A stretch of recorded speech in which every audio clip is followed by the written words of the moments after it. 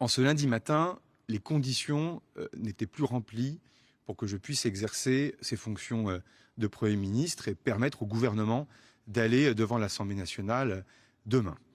La composition du gouvernement au sein du socle commun n'a pas été fluide et a donné lieu au réveil de quelques appétits partisans, parfois non sans lien, c'est d'ailleurs très légitime, avec la future élection présidentielle.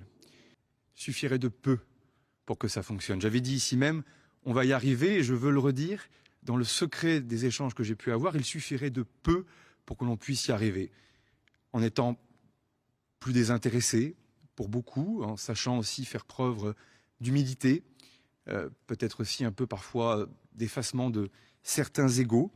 Et je me suis employé, en tout cas je l'espère, à le faire. Ensuite, toujours avoir le sens de l'intérêt général et du fond. Ce qui compte, c'est ce qu'on va faire, en ayant l'humilité de considérer que certaines choses peuvent être faites avant 2027, d'autres choses seront faites ensuite, pendant le débat de l'élection présidentielle. Et au fond, il y a beaucoup de lignes rouges dans la bouche de beaucoup, en tout cas de certains, pas de tous, pas de tous. Il y a rarement des lignes vertes.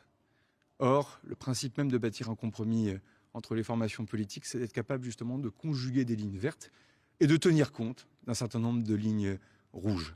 Mais on ne peut pas être dans les deux extrêmes, et certaines formations politiques de l'opposition l'ont compris, et je tiens à les remercier. Désormais, il faut que l'on puisse avancer, en tout cas que celles et ceux qui veulent trouver un chemin pour le pays puissent avancer.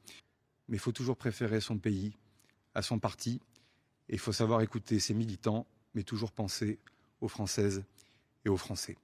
Merci à toutes et à tous. Je vous remercie.